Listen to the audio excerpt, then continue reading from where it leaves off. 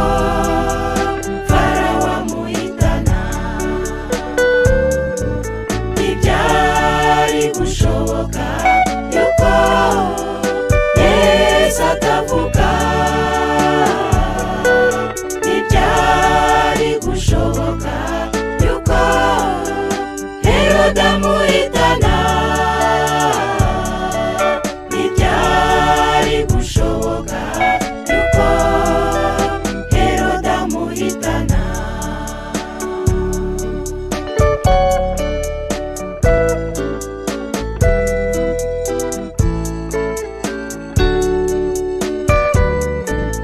Ntibyari gushoboka yuko Kristo atabambwa. Ntibyari gushoboka yuko Kristo atazuka. Ntibyari gushoboka yuko Kristo atazuka. Ntibyari gushoboka yuko nanjye navuga. Ntibyari gushoboka yuko fanari nizera. Ntibyari gushoboka yuko fanari nizera.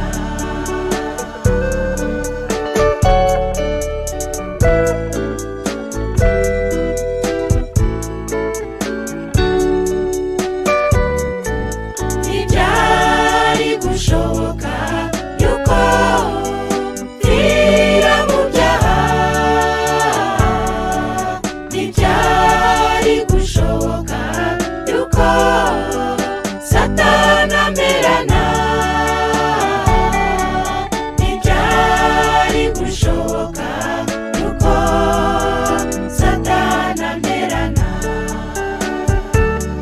Ni nako bidashoboka yuko nazasigara. Ni nako bidashoboka yuko nazarimbuka. Ni nako bidashoboka yuko nazarimbuka. Ni nako bidashoboka yuko nazasigara. Ni nako bidashoboka yuko nazarimbuka. Ni nako bidashoboka yuko nazarimbuka.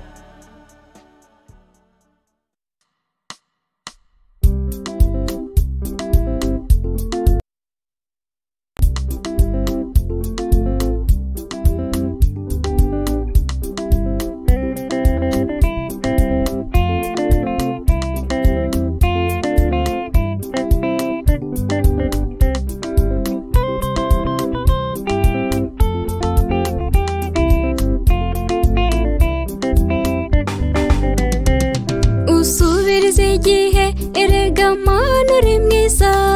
Usubiriza igihe erega Mana uri mwiza. Usubiriza igihe erega Mana uri mwiza. Usubiriza igihe erega Mana uri mwiza. Ana yaragusabye erega Mana uri mwiza. Umusubiriza igihe erega Mana uri mwiza. Usubiriza igihe erega Mana uri mwiza.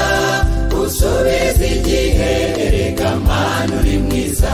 Wageze ku Yayiro erega Mana uri mwiza.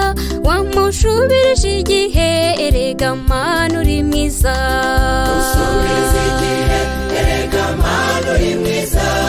Usubiriza igihe erega Mana uri mwiza. Eliya yaragusabye erega Mana uri mwiza. Umuriro uramanuka erega Mana uri mwiza. Usubiriza igihe erega Mana uri mwiza. Usubiriza igihe erega Mana uri mwiza. Uruhura barushye erega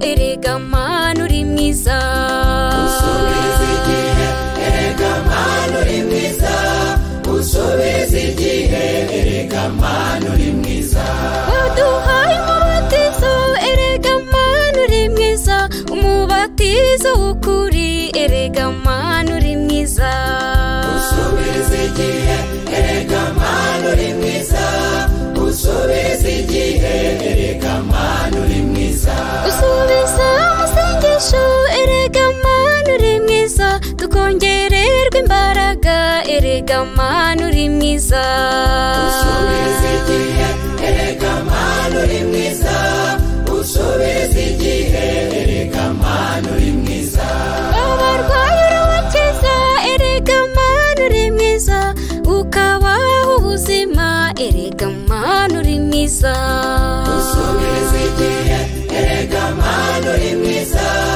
usubiza igihe erega mana uri mwiza ntabwo watwibagiwe erega mana uri mwiza n'isaha itaragera erega mana uri mwiza usubiza igihe erega mana uri mwiza usubiza igihe erega mana uri mwiza umugeni wakuye erega mana uri mwiza wamuhaye kukumenya erega mana uri mwiza yo usubiza igihe erega mana uri mwiza usubiza igihe erega mana uri mwiza usubiriza igihe erega mana uri mwiza usubiriza igihe erega mana uri mwiza usubiza igihe erega mana uri mwiza usubiza igihe erega mana uri mwiza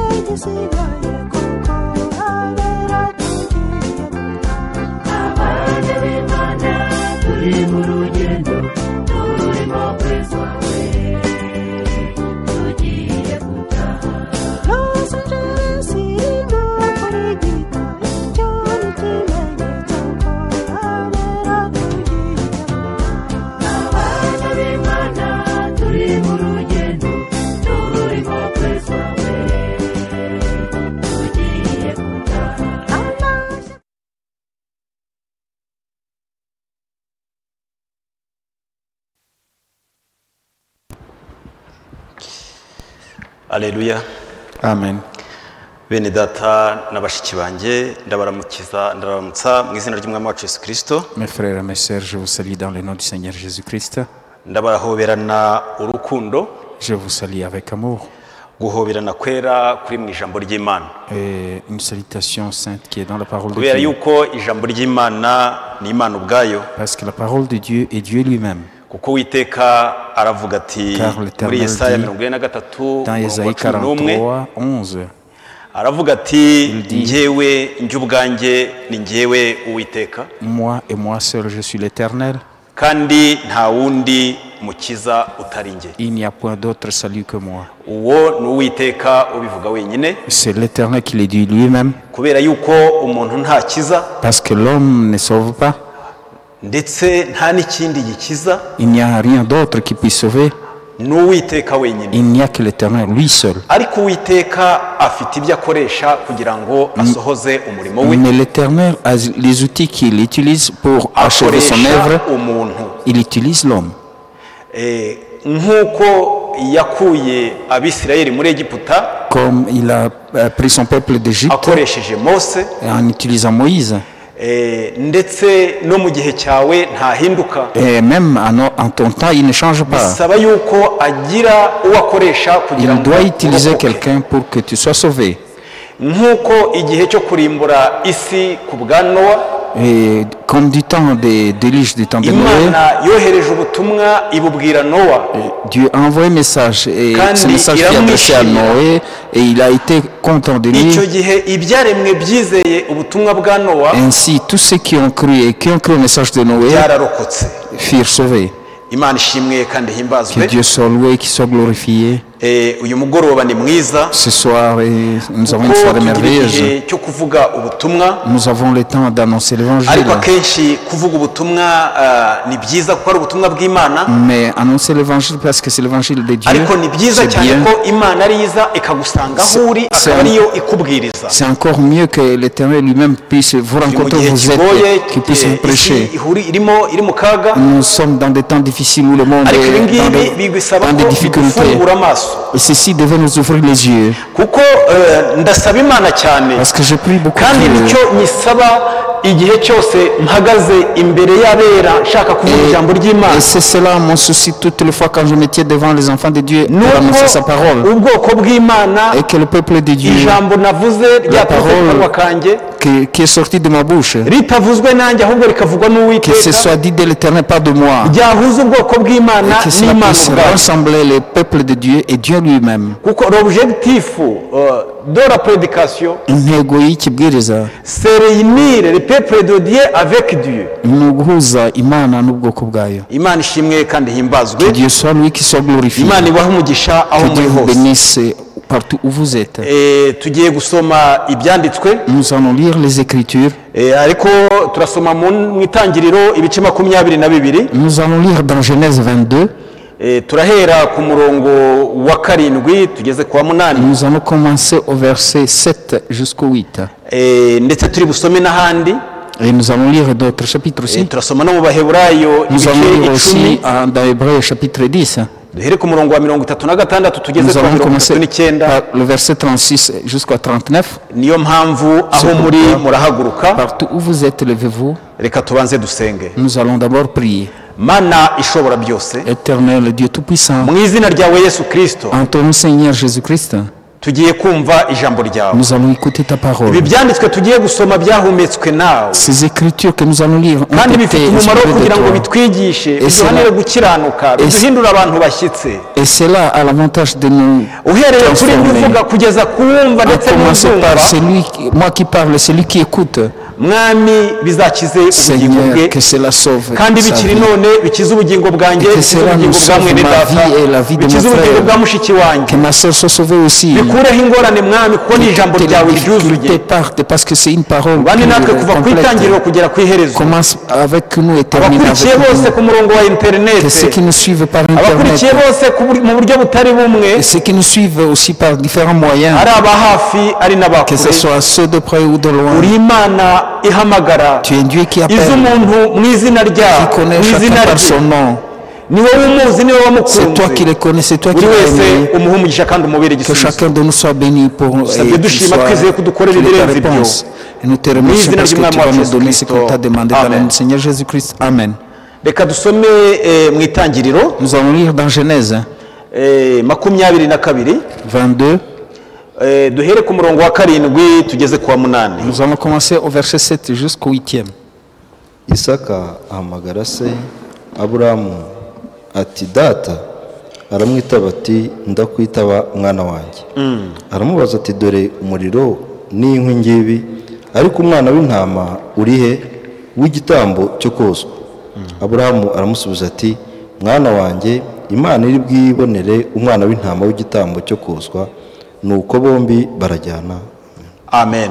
imana yumvise ijambo ryayo. Que Dieu bénisse sa parole. Mushobora kwicara hanyuma reka dusome no mu baheburayo. Nous allons lire aussi dans Hébreu, ibice 10 au chapitre 10. ibice 10 Hébreu chapitre 10. duhere ku murongo wa 36 tugeze ku wa 39. Nous allons commencer au 36e verset jusqu'au 39. kuko mukwiriye kwihangana kugira ngo nimumara gukora ibyo Imana ishaka muzahabwe ibyasezeranijwe. Haracyasigaye igihe kigufi cyane kandi uzaza ntazatinda. Ariko umukiranutsi wanjye azabeshwaho no kwizera, nyamara nasubira inyuma umutima wanjye ntuzamwishimira. Ariko twebweho ntidufite gusubira inyuma ngo turimbuke, ahubwo dufite kwizera kugira ngo tuzakize ubugingo bwacu. Amen. Amen. Ariko twebweho ntidufite gusubira inyuma, Mais nous n'allons pas reculer pour ahubwo être dufite détruits. kwizera Mais nous avons la foi kugira ngo tuzakize ubugingo pour bwacu. sauver nos âmes.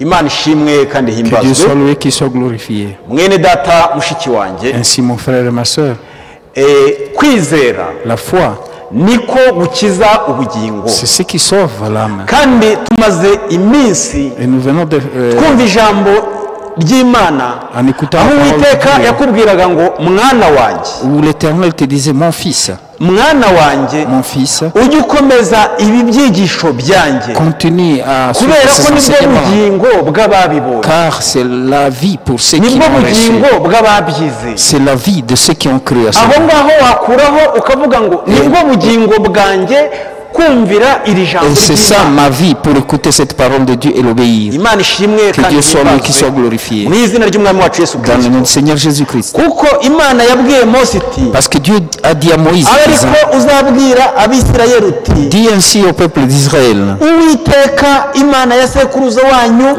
Dieu, l'Éternel, le Père de vos Imana ancêtres, ya Aburahamu, le Dieu d'Abraham, Imana ya Isaka, le Dieu d'Isaac, Imana ya Yakobo, le Dieu de Jacob, yabantumyeho. m'a envoyé vers vous. Iryo ni izina ry'iteka, Ça, c'est le nom éternel. ngo urwo ni rwo rwibutso rwanjye ruzabaho C'est ça, ibihe byose. ma mémoire qui sera éternelle. Amen. Amen. Uwiteka yabantumyeho. L'Éternel m'a envoyé vers vous. Biri mu Kuva ibice 3 umurongo wa 15. C'est dans Ariko Exode, tuzi neza ko chapitre 3. Uwiteka Nous savons bien que l'Éternel, ari Yesu Kristo que c'est umwami wacu. le Seigneur Jésus-Christ, notre Amen. Sauveur. Amen. Mwene data nasezeranije ko nzamusubiza. Et j'ai promis de répondre à mon frère. Muranyihanganira mbere yuko dukomeza, Vous allez me patienter un peu kubera ko avant qu'on continue. ubushize navuze ko dufite amahirwe. Et la fois passée, j'ai dit que nous avons la chance. Aho Imana itubwira ngo Là où Dieu nous dit, kuko yamenye izina ryanjye parce qu'il a connu mon nom, nicyo nzamukiriza, et je le sauverai pour cela. kuko Et il yankunze continue, il akaramata dit, parce qu'il m'a aimé, nicyo nzamukiriza. je vais le sauver ijambo pour cela. ry'Imana rikavuga ngo La parole de Dieu dit, kwizera wongereho, de la foi ajoute, kwizera wongereho, de la foi ajoute, kwizera wongereho, de la foi ajoute, wongereho gukiranuka, ajoute la piété, wongereho kwihangana, la persévérance, wongereho gukunda bene data, ajoute l'amour gukunda bene fraternel, data wongereho l'amour urukundo. fraternel, ajoutez-y la Ijambo foi. ry'Imana rikambwira La ngo parole de Dieu me dit, urukundo rubabarira byose. l'amour pardonne tout. Amen. Amen. Imana yaradukunze. Dieu nous a aimés. Nimo mvuga ukuntu tugira amahirwe yuko Si je dis que nous avons la chance qu'il nous a envoyé un message ubutumwa pour Imana yahereye connaître muri iki gihe cya nyuma, le message que nous avons aho pour ce temps de yahaye la fin. ubutumwa umugaragu wayo muhanuzi mwene data il a donné- William Mario Branham, Il a donné son message à notre frère William Marie ikamuha Branham. ubutumwa bwo gutegura Nous a donné le umugeni. message pour préparer l'épouse. Aho ijambo ryamanutse ku Là où mugeni la wa parole Korinto, était descendue à la arimo rivière de Dieu. abwiriza, Alors, arangije prêcher. kubwiriza barimo Après babatiza, avoir prêché à la hanyuma fin, ijambo rikavuga ngo ubutumwa uhawe ni ubwo gutegura le kuza message kwa que tu kabiri. viens de recevoir, c'est pour préparer la seconde venue. Comme Jean avait préparé ma première venue. nkavuga nuko dufite amahirwe yo Nous avons kumenya la chance umugaragu de w'Imana, connaître le serviteur mwene de Dieu. data Ewald Frank, Notre frère wahawe noneho ubutumwa Qui a reçu bwo gutanga ibyo byo kurya, le message de akaba ari distribuer cette amahirwe nourriture. y'uko ubukozi Et nous burimo avons cette bukurira, chance. bukorera hejuru munsi bukurira munsi y'ubwo bukozi. Et nous avons la chance que ce service ou ce ministère est en train de travailler sous ce message. Et c'est ça la chance que nous avons. Et j'ai dit même que le frère a eu une vision. Il est parti au ciel. Et il a rencontré ceux-là qui nous ont précédés. Et il a causé avec eux. Il a témoigné que comme il a prêché, comme Paul a prêché, et ceux qui sont avec lui entreront. Et le frère m'a demandé, est-ce que tu peux nous montrer où c'est écrit? C'est dans la prédication que le frère avait prêché, dont le titre dit accepter la voie à laquelle Dieu a pourvu au tas de la fait. Zira Imana yaciye muri iki gihe cya nyuma. Accepter la voie à laquelle Dieu a pourvu au tas de la fin. We emera inzira Imana yaciye yashyizeho muri iki gihe kandi kayemeza. Il a prêché cela aux États-Unis d'Amérique. Et c'était au mois de mars. Je vais vous lire cela, vous allez prendre patience. Ça, c'est notre nourriture. Ce n'est pas de beaucoup prêcher. C'est d'avoir le salut que Dieu a pourvu pour nous. Et ce qui nous amène ici, c'est de nous rappeler, pour nous rappeler les choses de notre pays. Vous ne pouvez pas expliquer Dieu. Il vous faut croire à lui. Vous voyez? Si vous arrivez à expliquer cela, alors ce n'est plus la foi. Il vous faut simplement croire cela. Et après qu'il me parlerait, voyez tous ces gens, ils avaient des corps. Il ne pouvait pas y avoir de péché. Les hommes et les femmes. Ces femmes m'étreignent et c'était des femmes. Mais il n'y avait donc pas moyen que le péché se retrouve là. Ces femmes accouraient, m'entouraient d'oreilles blancs en disant, bakampobera n'amaboko yabo bakambwira ngo notre précieux frère, je suis si heureuse que vous soyez ici. Eh bien, c'était frappant. Toutes jeunes, toutes les plus belles femmes portant de longs cheveux, de longues robes, vous savez, on dira des robes. Abagore beza bari bambaye amakanzu maremare n'imisatsi miremire ukabona bambaye neza. On dirait des robes blanches en soie. Ukaba wategeza ko ari amakanzu y'umweru yakozwe mu budodo bwiza. Et qu'est-ce qu'elles étaient jolies. Kuko bari reba ukuntu bari beza cyane. Ensuite, noneho hanyuma y'ibyo des frères sont venus. Ben data baraje. C'était les hommes les plus beaux que j'ai jamais vus. Bari abagabo beza ntigeze kubona. Ils tous semblaient avoir 20 ans. Bose bari bameze nk'abafite imyaka 20.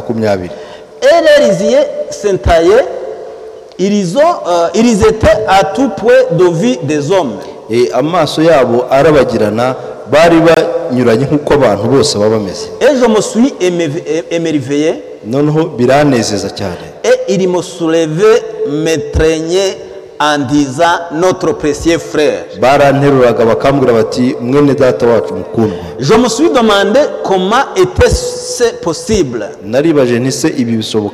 J'ai regardé en arrière et je pouvais me voir ici en bas.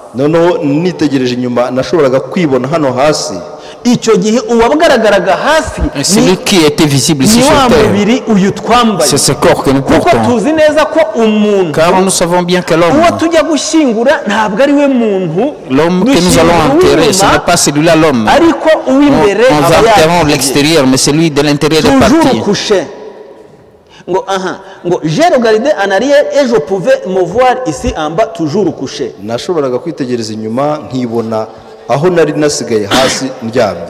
Eh bien alors je me suis dit, noneho ndibwira nti c'est étrange. ni ibintu ni igitangaza. Et alors je me suis posé des questions. noneho nibaza ibibazo. Une très belle dame s'est avancée et elle m'a entouré de ses bras en disant, umugore ukiri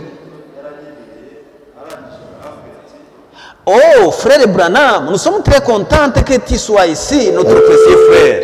arambwira ati mwendata Branham turanezerewe ko uri hano mwendata mukundwa. J'aurais regardé alors que s'en allait. noneho mwitegereza arimo agenda. Et cette voix qui me parlait a dit, noneho iryo jwi ryamvugishaga rirambaza riti, ne reconnais-tu pas? ese wamumenye?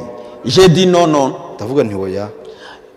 Il a dit, rirambwira riti, il avait plus de 90 ans lorsque tu l'as conduite à Christ. yari afite imyaka irenga 90 igihe wamuyoboraga kuri Kristo. Amen. Amen. Yari afite imyaka irenga 90 Elle avait aza plus kuri de Kristo. 90 ans quand elle a été conduite à Christ. Ariko agezeyo akamubona Mais en arrivant ameze nk'umukobwa w'imyaka Elle était 20. devenue une jeune fille de moins Hariya de 20 ans. nta gusaza guhari. Il n'y aura pas de Ntabwo vieillissement là-bas. tuzasaza. Nous ne vieillirons jamais Imana ishimwe kandi himbazwe. là-bas. Que Dieu soit Amen. loué, qu'il soit glorifié. Elle était là, yari ari aho. la plus belle créature que j'ai vue comme femme, et j'ai dit, ni ikiremwa cyiza nabonye n'est nk'umugore n'icyo. pas étonnant qu'elle dit, noneho ntibyanangaje aravuga ati, précieux frère, ati mwene data mukunda, voyez, urabibona maintenant elle ne peut plus changer. ubu noneho ntashobora kongera guhinduka. Elle reste ainsi pour l'éternité. aguma ameze gutyo ibihe byose. Tuzabaho iteka. Nous vivrons éternellement. J'ai dit, ndavuga nti j'aimerais voir Jésus. ndifuza kubona Yesu. La voix a dit, ijwi rirambwira riti, il est plus haut qu'ici. ari hejuru urenze hano. Un jour il viendra umunsi umwe azaza, et tu seras jugé d'après l'évangile que tu as prêché. noneho uzacirwa urubanza hakurikijwe ubutumwa wabwirije, Parce que tu étais un conducteur. kubera ko wari umuyobozi. Amen. Bene data bakundwa b'abakozi, Ainsi, mes frères bien-aimés serviteurs, tuzacirwa urubanza nous serons kubw'ubutumwa jugés twabwirije pour le message que nous aurons prêché kandi no kubw'imirimo twakoze. et pour les œuvres que nous aurons faites. Tuzacibwa urubanza nka Nous bene serons data jugés bandi bose, comme tout autre frère. ariko tuzacibwa n'urubanza Il y kubw'ubutumwa aura twabwirije. aussi un jugement qui sera Niyo sûrement à mpamvu cause igihe du message cyose que nous aurons prêché. bisaba ko tubwiriza C'est ijambo pourquoi nous ry'Imana. devons à tout temps prêcher la parole J'ai de Dieu. demandé, narabajije nti, eh bien, noneho Paul devra-t-il être jugé avec son groupe? ese Pawulo nawe azacirwa urubanza n'abo mu gihe cye? Il a répondu, aravuga ati, iri jwi riransubiza riti, oui. yego. J'ai dit, noneho ndavuga nti, j'ai prêché le même évangile que lui. nabwirije ubutumwa bumwe nk'ubwo yabwirije. J'ai prêché cela exactement tel que lui l'a prêché. nanjye nabibwirije nk'uko neza nk'uko nawe yabibwirije. Amen. Amen. Niyo mpamvu bisaba ko C'est pourquoi il nous est demandé dukora nk'uko abatubanjirije de bakoze. travailler comme nos prédécesseurs Mu l'ont fait. baheburayo haravuga ngo Dans Hébreu, il est dit ibyababayeho byabayeho kugira ngo bitubere ce akabarore. qui leur est arrivé pour que ce soit un exemple pour nous. Tu n'es pas le premier Mushiki chrétien. wanjye ntabwo ari Ma wowe sœur, mushiki tu n'es wacu pas wa mbere. notre première Nubwo sœur. wabona hari ibigeragezo, Même s'il y a des tentations, twamajije gusoma ko nous avons lu que Imana yahamagaye Aburahamu Dieu kugira ngo appela imugerageze. Abraham pour le mettre Kugira ngo imugerageze pour le tenter. ngo kandi numara kwemerwa Pour le mettre à uzahabwa l'épreuve. ibyasezeranijwe. et après l'épreuve, tu auras les promesses qui vous ont Ngo été j'ai promises. prêché le même évangile que lui. nabwirije ubutumwa nk'ubwe J'ai prêché cela exactement tel que lui l'a prêché. kandi nabibwirije neza nk'uko yabibwirije. Et ces millions de voix se sont écriées. noneho amajwi amamiliyoni ibihumbi by'amajwi bishyira hejuru. C'est là-dessus que nous reposons.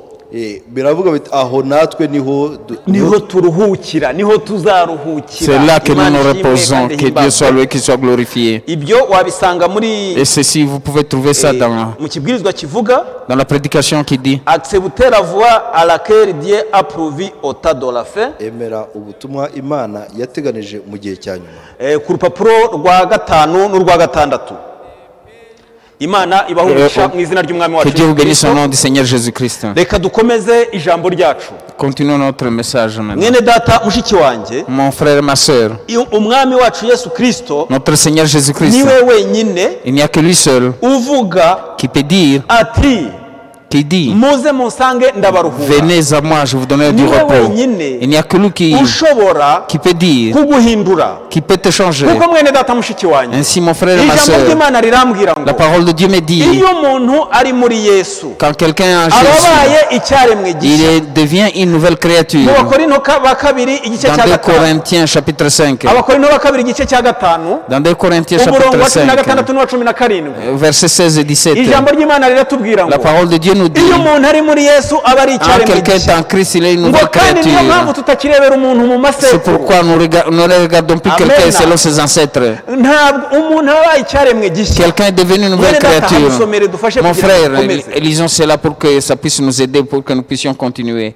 Abakorinto ba kabiri ibice bitanu umurongo wa cumi na gatandatu n'uwa cumi na Dieu, karindwi. c'est dans 2 Corinthiens 5, 16 et 17. nicyo gituma uhereye none tutagira uwo dutekereza dukurikije amasekuruza, Amena. nubwo ariko twatekerezaga Kristo, Amen.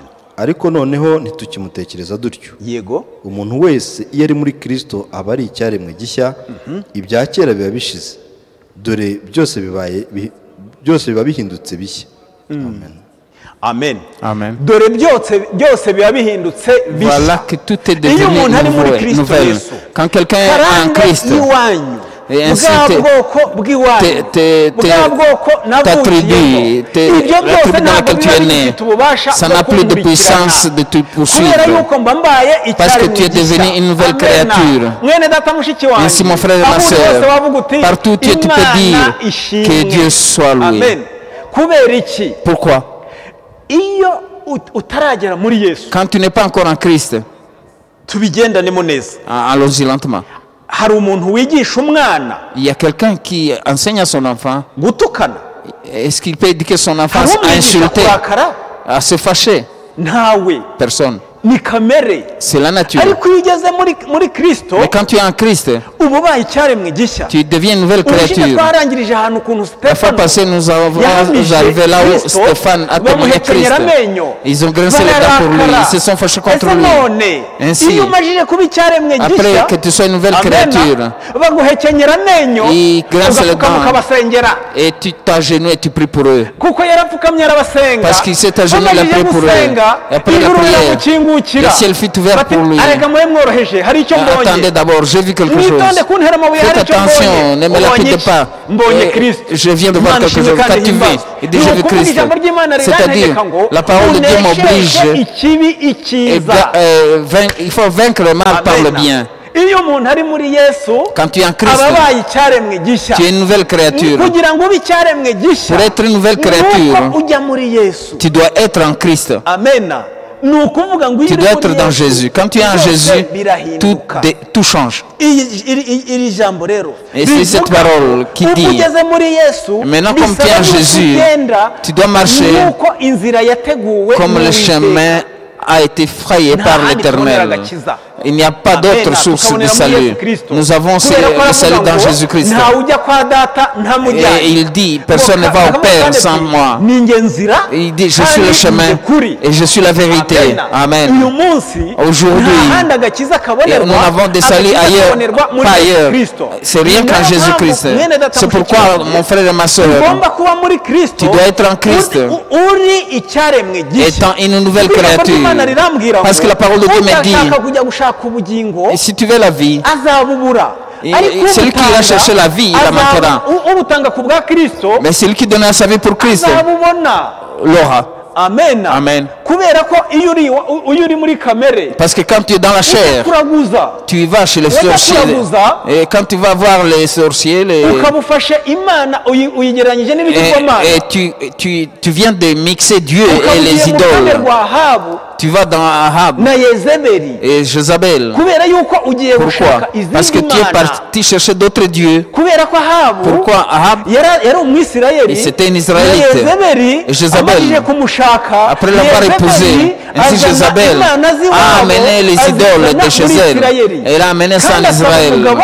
Et il a obligé son mari de construire pour ses démons, pour ses idoles. Je l'ai épousée, mais je ne prierai pas ces dieux, mais quand même je vais construire un tel. Mais c'est en train d'être adoré dans son pays. Il a donné même un endroit où on doit construire. Vous devez marcher dans les voies préparées. Tu ne dois pas prier Baal et Dieu. C'est pourquoi mon frère et ma soeur, ici, les serviteurs de Dieu nous disent, si ceux de Paul entreront, si les miens aussi entreront. Pourquoi? Parce que tel que Paul a prêché, c'est comme cela que je prêchais. C'est pourquoi mon frère et ma soeur, si tu veux être fort, et parce que tout homme cherche la gloire, mais cherchons cette gloire dans Daniel chapitre 12. Daniel ibice 12 umurongo wa gatatu. Au verset 3, Daniel chapitre 12 verset 3. Kandi abanyabwenge bazarabagirana nk'umucyo wo mu isanzure ry'ijuru. Yego. N'abahinduriye benshi ku bukiranutsi bazaka nk'inyenyeri iteka ryose. Amen. Kandi abanyabwenge, ceux qui auront de l'intelligence, komeza mwene data ngo kandi abanyabwenge, ceux qui ont l'intelligence, kandi abanyabwenge bazarabagirana nk'umucyo wo mu isanzure. Abanyabwenge bazarabagirana nk'umucyo comme les splendeurs du ciel. Kubaha Uwiteka nibwo bwenge. Ainsi l'obéissance à l'Éternel, c'est ça la sagesse. N'abahinduriye benshi mu bukiranutsi bazaka nk'inyenyeri iteka ryose. Imana ishimwe kandi himbazwe. Que Dieu soit qui soit glorifié. Combien as-tu déjà enseigné? Combien as-tu déjà enseigné? Est-ce que tu ne pourrais pas être? Et même aujourd'hui, vous qui êtes en train d'être changé, tu es en train d'être enseigné avec du monde. Et tu es en train d'être enseigné par le monde. Parce que les choses que nous disons ici finiront. Corona finira. Suivez l'enseignement et protège-toi. Garde-toi. Obéis les lois des autorités. Obéis les ordonnances que nous vous donnons, mais obéissez. Corona n'est pas éternel. L'éternel est Dieu lui-même. Ainsi. Et sachez bien que le premier monde, avant d'être détruit, avant que le premier monde soit détruit, les enfants de Dieu, ils ont regardé, les enfants de Dieu ont regardé les fils des hommes, ils ont trouvé qu'ils étaient beaux. Et ils en ont épousé. Et ils ont apprécié certaines et ils les ont épousés. Ainsi, ma soeur, faites attention. Parce que Josué s'arrête et dit et confirme. Même si tout le monde abandonne l'Éternel, moi et ma maison nous servirons l'Éternel. Amen. Amen. Moi et ma maison nous servirons l'Éternel. Même si tout le monde l'abandonne. Mais toi, qui sais ce que Dieu a fait pour toi? Parce que après que ces gens, les enfants de Dieu, après qu'ils aient vu que les fils des hommes étaient belles, et qu'elles étaient belles, et ils en ont épousé quelques-uns, c'est les enfants de Dieu qui ont regardé les fils des hommes. Et cela a amené la colère. Cela a amené la colère. Et Dieu a dit, je ne continuerai pas à lutter avec l'homme. Il réduisit l'âge des hommes et nous en arrivons à 120 ans. Et Josué s'est levé et dit, même si tout le monde a abandonné l'Éternel, moi et ma maison, nous servirons l'Éternel. Ainsi, mon frère et ma soeur, toi qui as cru cette parole, et toi qui es en train de l'écouter, et toi qui l'écouteras un autre jour, dis-toi que moi et ma maison, si tu veux connaître la valeur de ce message, regarde à la croix. Regarde à la croix. Parce que ta valeur est égal c'est équivaut au sang de Jésus-Christ. Parce que la parole de Dieu nous dit, parce que Dieu a aimé ceux qui étaient dans le monde. Jean 3,16. Dieu a aimé ceux du monde. Il a donné son Fils unique, afin que quiconque croise en lui ne périsse pas. Amen. Il a donné son Fils unique. Il est à la croix. Il porte la couronne de d'épines. On perça ses côtes. On l'a percé dans sa main. Il est crucifié, nu. Mais il dit, après que je serai entre le ciel et la terre, j'amènerai les hommes autour de moi. Et ceux qui ont cru en lui, il leur a donné le pouvoir de devenir enfant de Dieu. Là où tu dis Amen, mais dis Amen tout en l'acceptant et en croyant en lui. Parce en cela que tu seras fils de Dieu. Et tous ceux qui ont cru en lui, il leur a donné le pouvoir de devenir enfant de Dieu. Amen. Que Dieu soit loué, qu'il soit glorifié. Dans le Seigneur Jésus-Christ. Merci Seigneur. Merci Seigneur. Parce que mon frère et ma soeur, la valeur de ce frère que tu connais,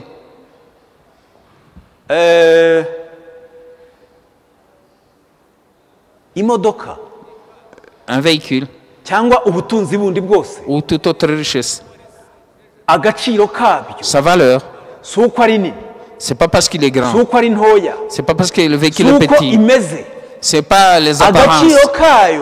Sa valeur, c'est l'achat. La valeur de l'achat. C'est la valeur de l'achat. Je pensais à un véhicule cher, je ne le vois pas. Je ne vois pas le véhicule plus cher.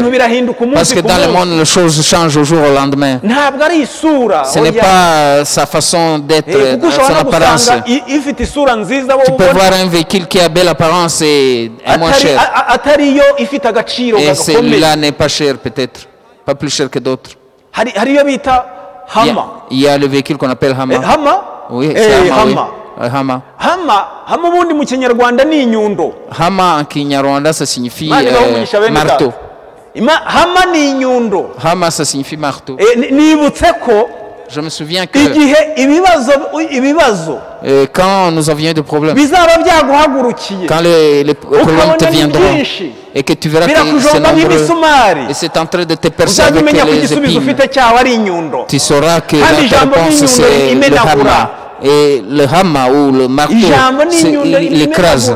La parole est un marteau qui écrase. Si tu vois le Hama là, et qu'on te montre l'autre véhicule, si tu ne connais pas la valeur, si tu ne connais pas la valeur, et si tu n'as jamais entendu parler, tu ne choisiras pas ce véhicule-là. Parce que tel que je l'ai vu, il n'est pas beau à voir. Il n'est pas très beau à voir. Mais quelqu'un qui connaît, c'est lui qui connaît. Et tu passes. Et un Pajero passe de à côté. Tu verras que le Pajero est plus beau. Voilà, le véhicule, c'est le Hama. C'est pourquoi, mon frère, la valeur, ce n'est pas la grandeur. Ce n'est pas être court. La valeur, c'est le coût d'achat. La valeur, c'est le sang de Jésus-Christ. La valeur d'un chrétien, c'est le sang de Jésus-Christ. Que Dieu soit le qui soit glorifié. C'est pourquoi tu ne dois pas négliger cela. Amen. Jouer avec. Et tu es en train de te moquer d'un enfant de Dieu. C'est un péché. C'est un péché. Parce que c'est lui qui l'a créé. Il est créé, il est tout beau. Le péché commença par en Éden. Quand Adam et Ève ont péché, c'est là qu'ils commençaient à voir. Quand le péché était déjà entré, et il s'est retrouvé nu. Et en vue qu'il était nu, si tu vois que tu es nu, commence à se cacher. Laisse-moi te dire, mon frère et ma soeur, après que le péché est entré, c'est là que tu commences à te trouver tu ne mérites pas. Tu commences à te regarder toi-même. Que tu n'es pas élancé, que tu as trouvé que tu es de courte taille, tu as trouvé que tu es maigre, tu as trouvé que tes jambes sont petites. Mais j'ai entendu le Rwandais dire, et l'oiseau dit, on a dit à l'oiseau qu'il a des petits pieds, mais c'est pas ici, c'est à cause de celui qui m'a créé. Même mon ennemi voulait même amener mes petites pattes. Si c'est comme cela, et c'est ça la vérité. Je vais vous dire ceci, mon frère et ma soeur. Ce que Dieu a créé est merveilleux. Ça a un gain pour lui. Que tu sois mince, que tu sois gros, Dieu trouva que c'est bon. Mais toi, la fille aujourd'hui, elle veut les tailles. Mais Dieu a trouvé bon. Il trouve qu'il n'y a personne d'autre qui est comme toi ici sur terre. Il trouva que tu étais belle. Oui, que Dieu soit loué. Et aujourd'hui, un homme peut se regarder et il peut trouver que sa femme est belle. Parce qu'il l'a amené jusqu'à chez soi. Et il l'a gâté. Et il l'a grossi. Et c'est le corps a grossi. Parce que la parole de Dieu nous dit, aime ta femme. Aime ta femme. Comme une vase faible. Aime-la. Soyez là.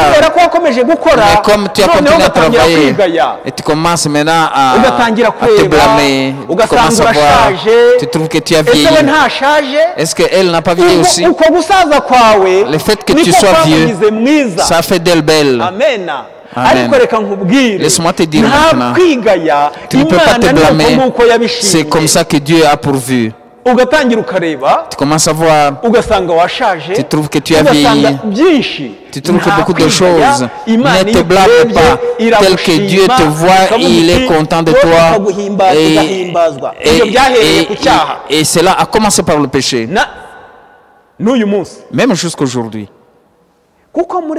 Parce qu'en Éden, les abeilles,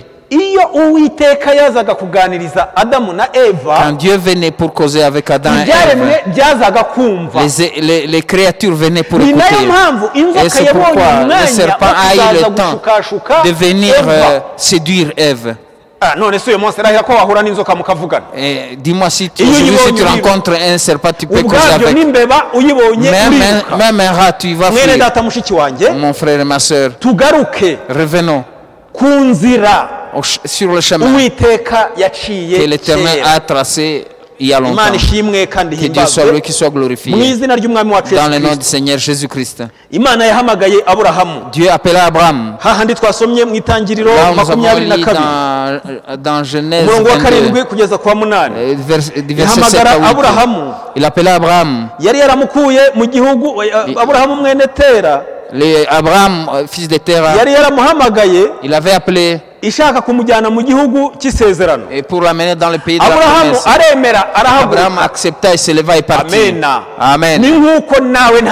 C'est pourquoi ce n'est pas toi-même qui t'es appelé, ce n'est pas moi-même qui me suis appelé. Et nous nous sommes retrouvés que nous sommes dans le pays de la parole de Dieu. Et nous devons marcher tel que Dieu a préparé les voies de cette parole. Étant dans la parole maintenant, Dieu appela encore Abraham. Parce qu'il y a des promesses qu'il lui a données d'abord. Il lui a promis qu'il sera l'ancêtre de tous les croyants. Il le fait sortir, lui montra les étoiles dans le ciel, lui montra les sables des plages. Il lui dit que c'est comme ça que seront ta descendance. Quand l'Éternel a dit, il aura dit. Quand il a ordonné, cela s'accomplit. Et ce qu'il dit s'accomplit. Ainsi, et Dieu lui donna un enfant quand il était déjà vieillard. Mais il appela encore. Il lui dit, Abraham, lisons encore cet endroit. Va à la montagne de Morija. Au chapitre 22 Genèse. Isaka ahamagara se Aburahamu ati data aramwitaba ati ndakwitaba. ihangane uhere ku murongo wa mbere. Commencez par le premier verset. hanyuma y'ibyo Imana igerageza Aburahamu iramuhamagara iti Aburahamu aritaba ati karame. iramubwira iti jyana umwana wawe w'ikinege ukunda Isaka ujye mu gihugu cy'i Moriya umutambire yo ku musozi ndi bukwereke abe igitambo cyoswa. Amen. Abraham azinduka kare, Imana iguha umugisha. Abraham se leva tôt le matin. Namwe mukomeze. Et continue la lecture. Kubera yuko ibyanditswe parce que l'écriture, heureux c'est qui entend la parole de Dieu. Mbere yuko nkomeza. Avant que je continue, telefone urimo kureberaho igira WhatsApp. Le téléphone que tu utilises a un WhatsApp. Kubigira na Facebook. Ça peut avoir la Facebook. Ifite imbuga nyinshi ibintu. Tu peux avoir beaucoup d'opportunités et beaucoup d'usages. Harabe harimo na Bibiliya. Qui est la Bible dedans aussi. Ariko hahirwa usoma. Mais heureux celui qui lit. Mais tout au moins. Uzajye usoma urupapuro rumwe rw'ijambo ry'Imana. Lisez au moins une page de la parole de Dieu. Parce que vous devez connaître l'écriture. C'est pour le pays, dans notre pays. C'est ton héritage. C'est dans l'héritage de notre père. Ainsi Abraham se leva et partit. Il partit avec ses serviteurs. Oui, c'est pourquoi. C'est pourquoi mon frère et toi ma soeur. C'est pourquoi. Que Dieu soit loué. Parce qu'il te dit, il t'appelle mon fils. Et nous sommes devenus le peuple de Dieu. Et il dit, mon fils. Il y a ce que tu dis à ton fils. Mais les serviteurs, tu leur dis peu. Mais à tes enfants, tu dis tout. L'enfant, ton enfant de la maison. C'est toi-même. C'est ton sang. C'est pourquoi. Abraham dit à ses serviteurs, restez ici. Restez ici. Je vais avec mon fils. Nous allons prêcher cette montagne. Il avait le bois, il avait le couteau, mais il n'y avait pas de brebis. Mais dans sa foi, il s'était dit, moi, je sais très bien. Dieu l'a dit. Il vit même, il repensa, il vit d'où Isaac était venu. Isaac était venu quand Abraham avait 100 ans. Et Sarah avait 90 ans. Vieux, dans sa vieillesse. Le Dieu qui a fait ça pour le vieillard, il est revenu, dit encore, faites attention. Partout où tu es. Sache bien que le Dieu qui t'a appelé, si c'est avec lui que tu es en train de parler, parce que nous avons la parole qui dit, tu entendras d'autres voix. L'un te dira de passer à gauche, l'autre de passer à droite. Mais faites attention. La voix de l'Éternel te dira, continue ici, c'est ici le chemin. Il faut faire attention. Et si Abraham y pensa, il trouva bon que la même voix de son Dieu lui a dit d'aller donner un holocauste Isaac. Amen. Ainsi il dit, ok. L'Éternel a dit, il n'y a pas de discussion. Il prit son enfant et il partit. Comment il va le faire, je ne sais pas. Si il va amener encore de la poussière pour créer notre enfant, comment il le ferait? Mais Dieu qui t'a appelé, il t'a appelé rien que toi. Après lui avoir dit, il se levait parti. En cours de route, il y a beaucoup de choses. Parce que Dieu voulait le mettre à l'épreuve. Il passa même par cet enfant-là pour le toucher. Et l'enfant lui posait la question, mais papa, je sais comment on va faire donner l'holocauste. De ce que nous amenons le bois. C'est ça, je le porte. Nous amenons un couteau. Juste le couteau. C'est toi qui as l'habitude de le faire. Mais tu as oublié. Et il devait avoir un agneau. Ce n'est pas de l'histoire. Ce n'est pas un enseignement tout simplement. Mais c'est la vie. C'est une vie vécue d'Abraham. Mais c'est un debout, il dit, mon fils, l'Éternel, il pourvoira de l'Holocauste. C'est pourquoi tout ce qu'il a dit, il n'a rien changé. C'est le chemin de foi. Parce que ce qu'il a dit sur Isaac, c'est Dieu qui l'a amené, c'est Dieu qui le chercha. Même Abraham, là où il était arrivé, c'est Dieu qui l'avait cherché. Pour avoir changé, c'est parce que c'est Dieu qui l'a changé ainsi. Et toi, ce que tu n'es pas capable de faire, c'est parce que tu es arrivé en Jésus-Christ. C'est la nature qui te suit. C'est pourquoi il dit, moi, quoi qu'il arrive, Dieu pourvoira pour l'Holocauste. Dieu étant au ciel, il suivit cela avec ses anges. Abraham a décidé. Il mit le feu, il met du bois. Voyons s'il le fera. Quand il voulut le faire, il ne blaguait pas. Parce qu'il a commencé à prendre l'enfant. Il a ligoté. Après l'avoir ligoté, parce que c'est un agneau, il signifie quelque chose.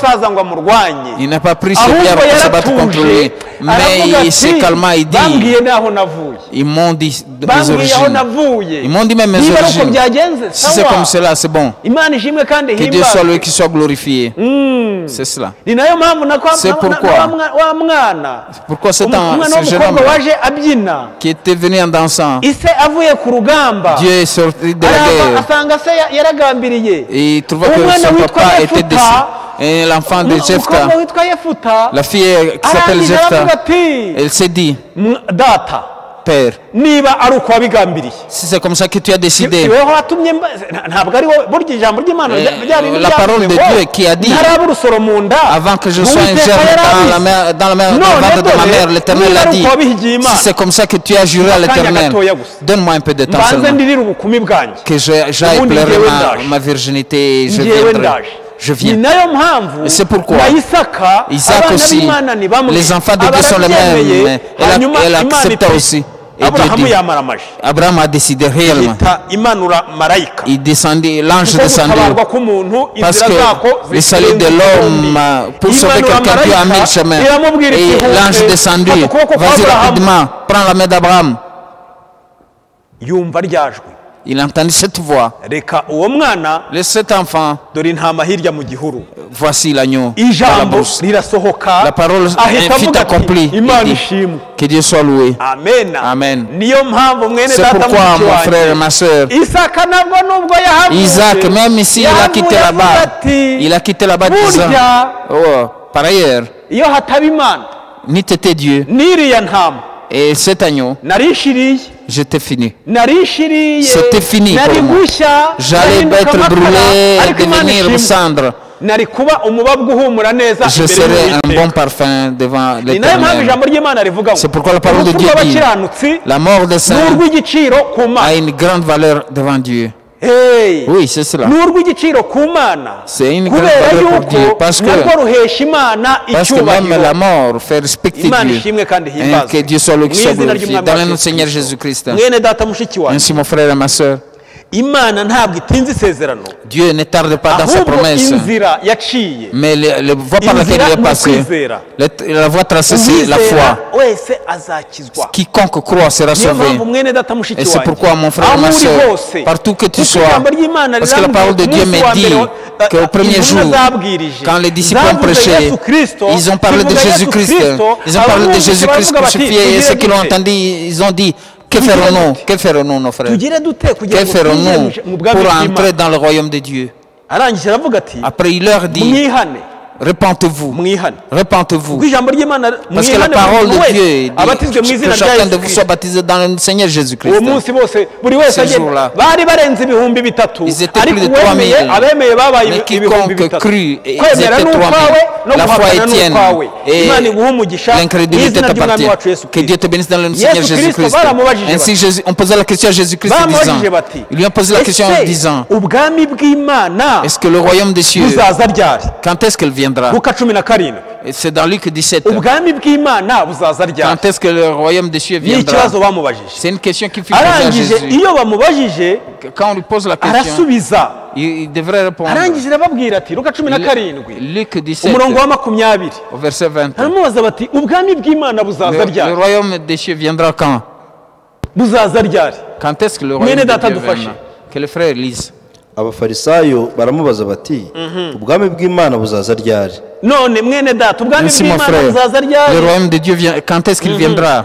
arabasubiza ati ubwami bw'imana ntibuzaza ku mugaragaro kandi ntibazavuga bati dore ngubu cyangwa bati nguburiye kuko ubwami bw'imana buri hagati muri mwe. amen ubwami Amen. bw'imana buri hagati Le royaume de mu Dieu est bantu. parmi vous, ubwami dans bw'imana les ni hommes. ubu Le royaume de Dieu, c'est ariko kubera celui-ci. ko akunda abigishwa be Mais comme il aime ses disciples, kuri 22 hari icyo au yababwiye 22, il leur dit quelque chose. abwira abigishwa be ati hazabaho igihe muzifuza kubona umunsi umwe mu minsi y'umwana w'umuntu ariko ntimuzawubona kandi bazababwira bati dore nguriya cyangwa bati dore nguyu ntimuzajyeyo kandi ntimuzabakurikire nk'uko umurabyo urabiriza mu ruhande rumwe rw'ijuru ukarabagiranira mu rundi uko niko umwana w'umuntu azaba ku munsi we. yego ariko akwiriye kubanza kubabazwa uburyo bwinshi no kwangwa n'ab'iki gihe kandi uko byari biri mu minsi ya Nowa niko bizaba no mu minsi y'umwana w'umuntu. imana iguha umugisha Que Dieu te uko bénisse. byari biri mu minsi ya Nowa Ce qui arrivera au jour uko de bizaba Noé no kuza k'umwana w'umuntu arrivera de même au kuko jour igihe du Yesu Fils de l'homme. Kristo yabwiraga Quand abigishwa Jésus-Christ a be dit à ses disciples, muri Matayo yarababajije ati dans Matthieu, il a ariko demandé, umwana w'umuntu bavuga ko ndinde et que dit-il que je suis niyo Fils de l'homme? mpamvu C'est no muri pourquoi, Luka agarutse ati c'est pourquoi dans Luc il revient, il dit, niko bizaba mu kugaruka ça sera ainsi k'umwana w'umuntu au ijambo jour ry'Imana de retour du ni Fils de ukuvuga l'homme. ngo uyu munsi Ainsi la parole de Dieu, c'est-à-dire tubwiriza ibyo abandi aujourd'hui, babwirije. nous prêchons Ibyo ce que les Matayo autres ont prêché, yabwirije, ce que Matthieu a Mariko prêché, arabivuga, Marc l'a ibyo dit Mariko aussi, yavuze, ce que Luka Marc a prêché, akabisubiramo, Luc aussi a agasubiramo prêché ibya cela, Matayo. il Iyo reprend bagera même kuri celui de Yohana, Matthieu. Quand il akavuga arrive à ibya Jean, Matayo, il parle de akavuga Matthieu, ibya il parle Luka, de akavuga Luc, ibya Mariko, il parle de Marc, akavuga nawe n'ibyo yahumekewemo. il parle aussi de ce qu'il Amen. a reçu. Imana ishimwe kandi Ainsi himbazwe. que Dieu soit le Niyo qui soit mpamvu, glorifié. C'est pourquoi, mwene data mushiki mon wanjye, frère et ma soeur, ndagira ngo ducumbikire aha je voudrais ngo qu'on se limite ici, uko byari biri mu minsi autant ya que Nowa, c'était au jour de Noé, ni nako bizaba biri mu kuza et ce k'umwana sera w'umuntu. pareil au retour du Fils de l'homme. bararyaga Il mangeait, baranywaga il buvait. ariko imana yishimira Nowa. Il plut à Dieu. Amen. Amen. Yishimira Nowa. Il plut à Dieu. ariko turangiriza Noé. ahangaha Et nous allons terminer par là. turangirize muri Petero wa kabiri. Nous allons terminer dans 2 Pierre. Petero wa kabiri ibice bitatu 2 Pierre chapitre 3, umurongo wa 9. verset 9. Petero wa kabiri ibice bitatu umurongo wa 9. 2 Pierre chapitre 3, verset 9. yego umwami imana ntitinze isezerano ryayo haleluya Amen. nk'uko bamwe batekereza yuko iritinze ahubwo itwihanganira idashaka ko hagira n'umwe urimbuka ahubwo ishaka ko bose bihana. amen Amen. umwami imana ntitinze isezerano Le Seigneur Dieu ne tarde pas dans sa yayo promesse, nk'uko bamwe babitekereza comme quelques-uns le croient, yuko iritinza qu'il fait. ya ntabwo Il ne iritinza tarde pas. ahubwo itwihanganira idashaka Mais ko il- hagira n'umwe urimbuka Mais il use de patience envers vous, ne voulant Kandi qu'aucun de ishaka vous ko périsse, bose bakwihana. mais voulant que tous arrivent à la repentance. mu minsi ya Nowa Du temps de Noé, niyo yatumyeho abo gukira c'est pourquoi il appela ceux qui devaient être kandi sauvés. binyuze mu matwi En passant par niyo l'oreille. mpamvu C'est pourquoi akanyamasyo la tortue, buriya quand tu vois bien, barabimbwiye ntabwo njya ntwara ikamyo ngo nzabimenye on me l'a dit, mais je n'ai jamais compris ariko ngo pour buriya recevoir. ikamyo ishobora kukanyuraho muri kaburimbo ikagira icyo kaba gapfa kuba kasubiye mu gikono cyabo. Et si elle est sous sa carcasse, elle sera protégée. Ariko on ne peut pas la briser. iriya kava Imana yagahaye, cette couverture que Dieu lui a donnée la protège. Ariko mu kugenda, mais en marchant, yewe kugira ngo kagende metero 2 ku munsi, pour aller 2 mètres par jour, ntabwo mbizi, je ne sais pas. Ariko nagira ngo nkubwire ngo, mais je voudrais vous dire que Imana irimo ishaka kugakiza ngo kazagere mu Dieu voulait le sauver pour qu'il arrive à l'arche. Yagakijanye, et il l'a sauvé avec. Niki kizi kwiruka n'imparage. Qu'est-ce qui s'est couru? Icyo muzi kizi kwiruka cyangwa ibiguruka bigenda mu kirere, ce qui vole dans les yaragiye biragategereza, ils l'ont attendu kugira ngo isezerano ry'Imana, que la promesse de Dieu s'accomplisse. Kuko n'abatubanjirije même ceux qui nous ont précédés nous attendent. Nyamuna wikereza abandi, faites pas tarder les autres, ils t'attendent pour qu'ensemble nous soyons bénis, que nous puissions recevoir la promesse de Dieu, que Dieu nous aide et que Dieu nous aide pour que nous puissions marcher le chemin tracé de Dieu. Le chemin a déjà été tracé. C'est le chemin de la sainteté et de la purification. La fin est tout près. Les signes, nous le voyons. Les signes nous montrent que la fin est proche. C'est pourquoi, mon frère et ma soeur, approche-toi de Dieu, change.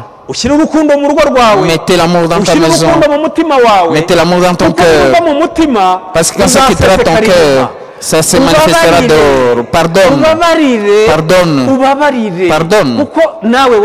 parce que tu as été pardonné aussi. Et la miséricorde de Dieu nous protège et purifie ton cœur. Bats-toi la belle bataille, parce que nous sommes à la fin.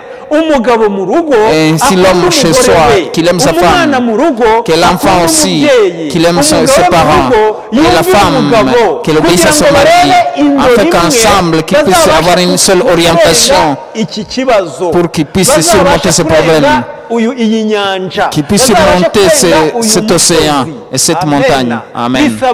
Il te faut maintenant que l'Église, qu'il puisse voir comme Christ, que Dieu soit le qui soit glorifié.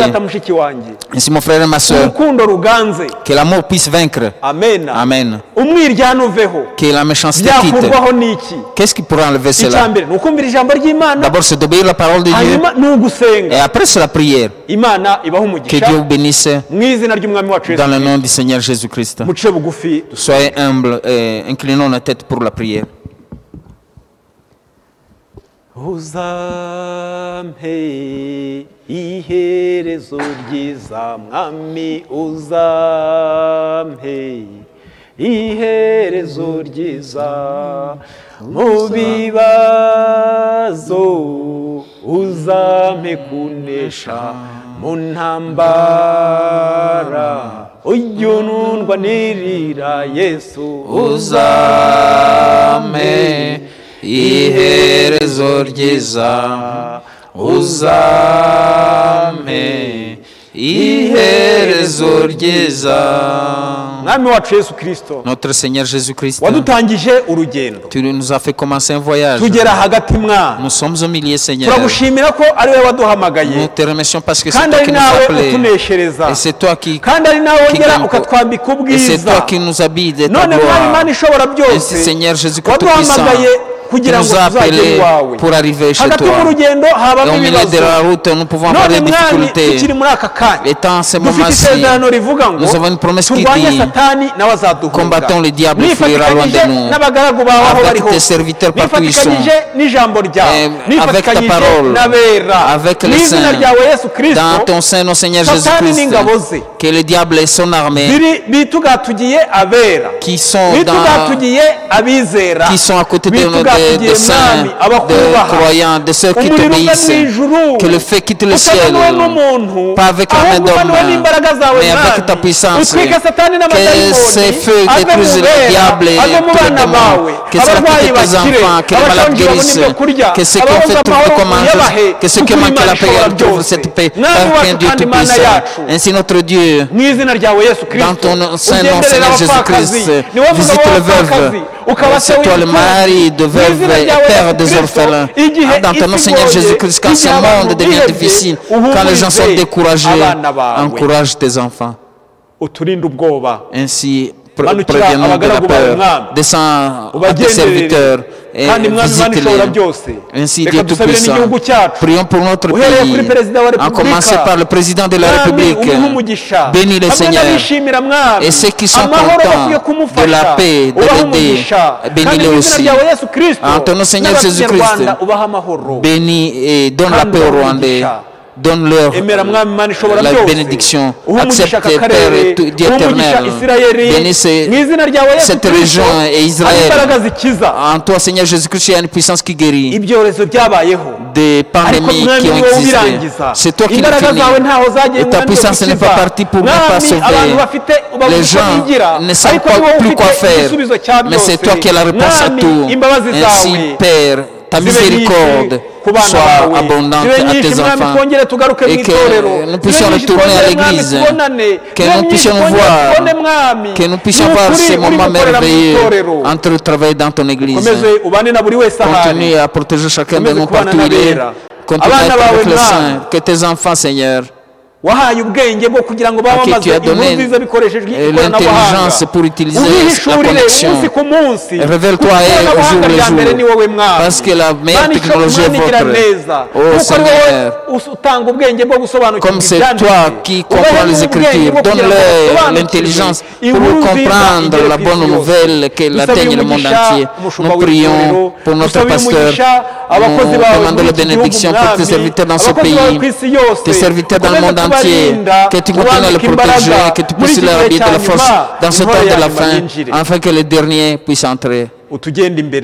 Sois devant nous. Sois avec nous. Que cette parole soit une vie, un salut. Nous te prions ici, sachant que tu nous donnes plus que ce que nous avons demandé. Dans le nom du Seigneur Jésus-Christ. Amen. Que Dieu vous bénisse. Et ayez une belle soirée.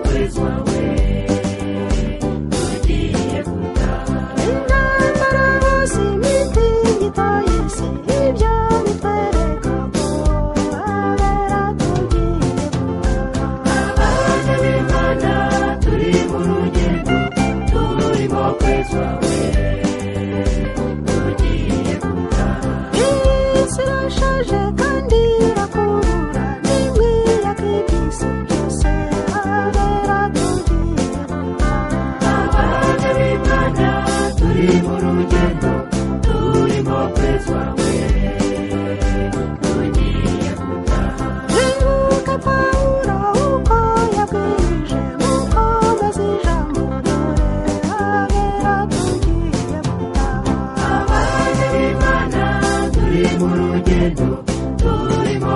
kwezwa we tugiye gutaha yarabivuze birasohoye nibitegure kuko abera tugiye gutaha abana b'Imana turi mu rugendo turimo kwezwa we tugiye gutaha nimube maso mukomeze ukwizera mugume mu rukundo abera tugiye gutaha abana b'Imana turi mu rugendo turimo kwezwa we tugiye gutaha yemwe abasinziriye nimukanguke kandi mwitegure kuko abera tugiye gutaha abana b'Imana turi mu rugendo turimo kwezwa we